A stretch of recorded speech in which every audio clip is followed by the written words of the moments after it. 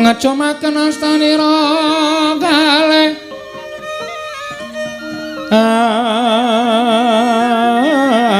astanira kalih pisan yen ngandika magawe Obranta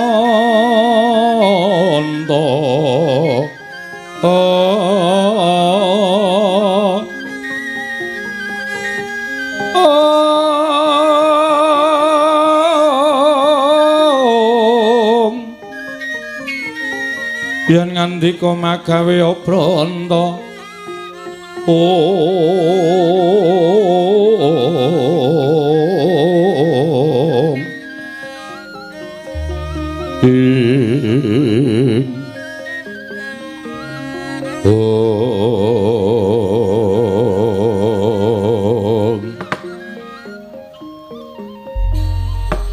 mongki nek dikandhane ora nggugu ya wis kaya ngono kuwi. Bareng Bagong muni aku trima mati munggah ning kayangan gugah ning kayangan Warataya. Iwang Pikulun Bathara Guru Tra. Wah, Bagong ing kandhan-kandhanane ngeyel ning ora apa-apa. Mbok menapa bapak iso wangsulan wong Iwang Pikulun Bathara Guru kuwi adine bapak. Iya ya muga-muga iso dirembuk. Kok ana wong kok malak. Malak piye? Kancane tangane loro kok iki papat.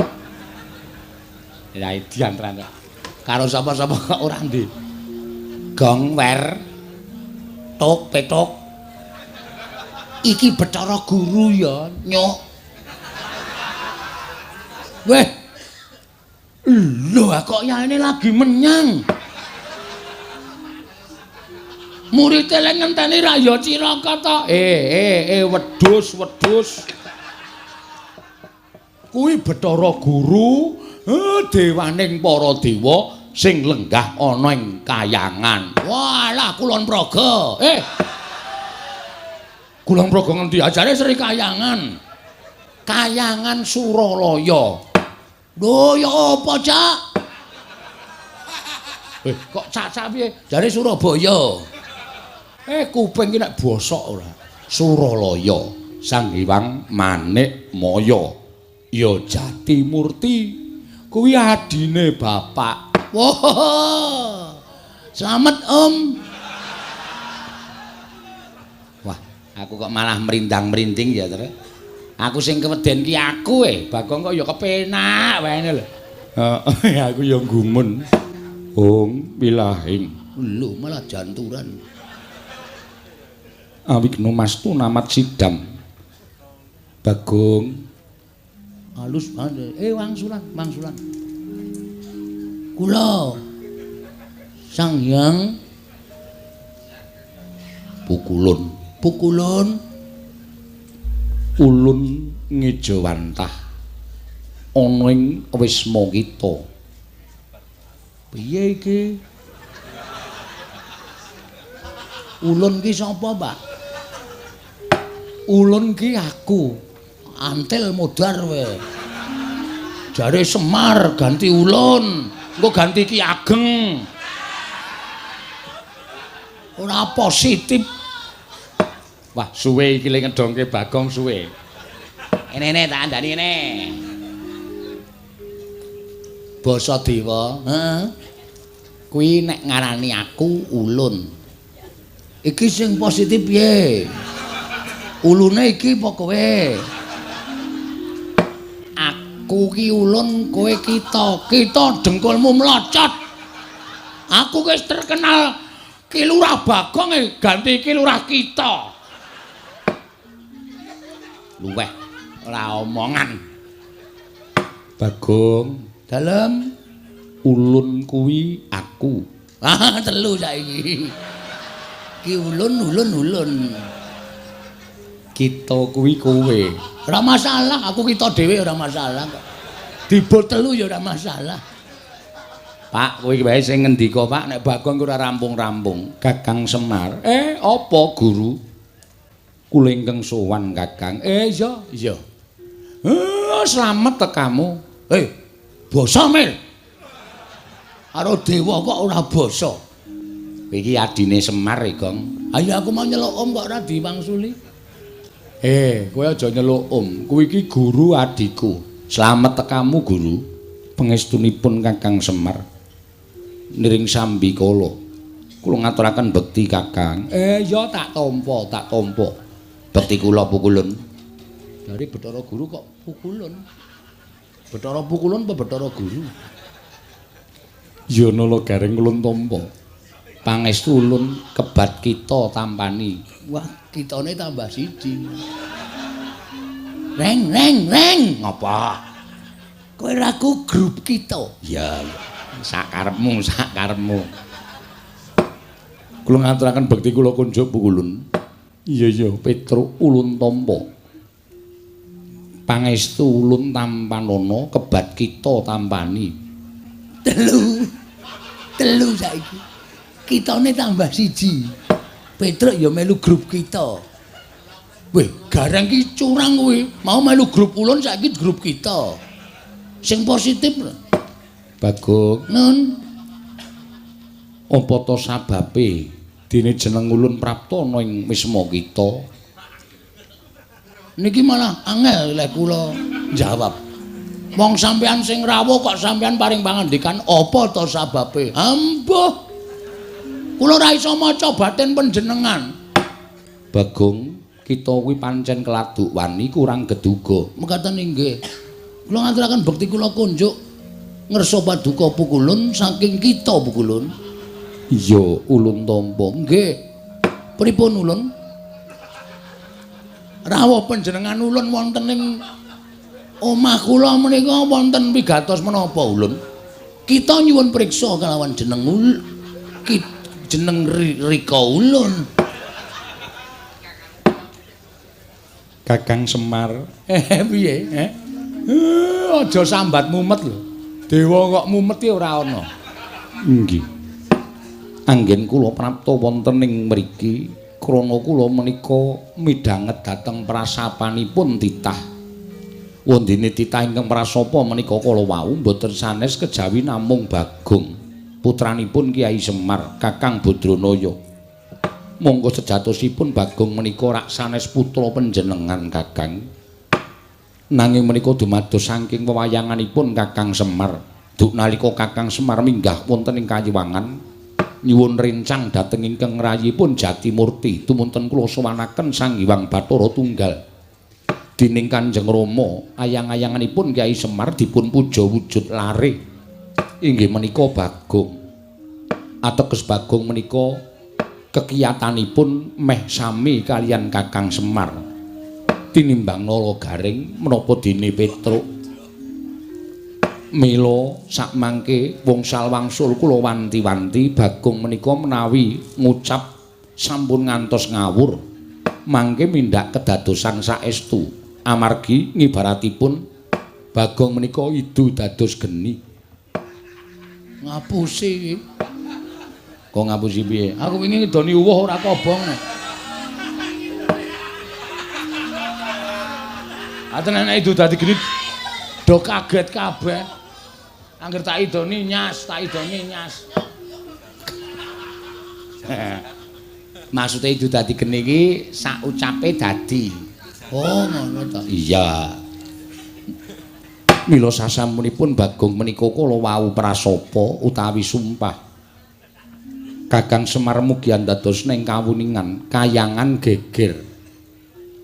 Kathah sangganing para dewa dewi ingkang boten kiyat nampi sumpahipun Bagong sami kepelajar nungsang puyang ninggal dhateng kayiwanganipun klebet Suralaya horeg rungkat bali martiyu kundha nalika semanten tumuli kula nidhi priksa dhateng kawontenanipun jagat jebul Bagong ingkang ndawahaken prasapa ing mekaten Kakang kula nuwun sewu.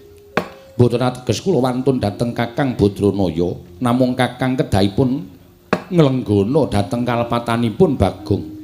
Mila dinten sakmangke kula piyambak boten utusan dhateng sinten-sinten, namung ingkang rayipun Jatimurti piyambak ingkang badhe amethuk dhateng pun Panakawan Bagong. Sakmangke kedah nampi pidana saking kadewatan krana sampun wantun damel geger Kayiwangan. satemah rengat bali martyu kundha manik Kakang Semar kagatri sang kapirangu rinangkul kinempit kempit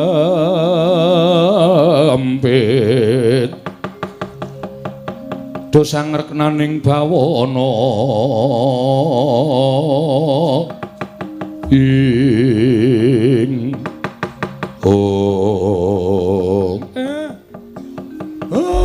pancen aku nglenggono lupute anakku pancen wis pancen disengaja mula guru mbok ya aku wene ana pangapura ora Bagong sing njaluk pangapura ning bapakne Bagong sing njalukke pangapura karo Bathara Guru supaya anakku Bagong aja nganti diboyong eneng kayangan aja nganti diwenehi pidana merga nggone wis keladuk wani nibakake sumpah aja ya guru ene ana pangapura ngapa to Pak aku arep dijak nang ndi ya Pak kowe arep digawa ning kayangan alhamdulillah cah kae radong kok ya kowe kok malah alhamdulillah ki ngapa wae lah arang-arang wong sing ngerti kayangan ki pukulan kula sagah dipun beto wonten kayangan kok tapuk sandal cangkemmu ngapa ya Pak ngapa ya Pak kok ngapa ya Pak terucat ngapa ya Pak kowe diboyong Bathara Guru ning kayangan kuwi arep diwenehi pidana merga kowe wis tau tatesuki lagi wae sumpah nek kowe arep gugat ning kayangan nek ora entuk Prabeya nggone bakal bangun aku ra elek-elek karo kowe to lho edan sumpahku tekan kayangan Pak nyatane dewaning dewa mudhun ning kene kok aku wis ngandani karo kowe ucapmu iki padha karo ucape Semar mula nek ngucap ngati-ati kowe diunggahke ning kayangan ki arep dipidana arep cemplungke ana ing kawah Candra Dimuka asik aku lho ngadus dasare Pak wah jan bocah iki Candra Dimuka ki apa le Candra Dimuka ya apa Candra Dimuka ki neraka waduh ngapa salahku kowe sumpah kuwi mau ame sumpah kok mesa sumpahe Bagong kok gawe geger kayangan Bagong pripun mula gelem ora gelem kowe kudu tak boyong eneng kayangan dina samengko kanggo nglunasi apa kang dadi utangmu kanggo ngapokake aja nganti sira wani ngucap ingkang sak kepenake dhewe weh lah ya moh yen kita ora gelem kita bakal ulun ruda paripeksa jalanan prapta ulunana ing wismamu wis nganti sak kathahing para durandara para jawata ingkang bakal ngruda peksa kelawan kowe Bagong mula wektu dina iki Kakang Semar kula nyuwuni dipalila dhateng jengandika Kakang Semar Bagong badhe kula boyong mangke kados pundi kawontenanipun Bagong menika wonten purba wasesanipun ingkang rayipun Manikmaya kosek adile wong luput ki njaluk ngapura mongko sing njaluk ngapura ora anakku sing makili bapakne njaluk ngapura ewadene adreng nggonmu kepengin boyong karo Bagong saiki ngene wae gandeng aku lek njaluk ngapura karo kowe ora wangsulan mbok tampa apa ora aku tak nanting karo anakku Bagong pripun Pak nek kowe digawa Bathara Guru ning kayangan sago apa ora sago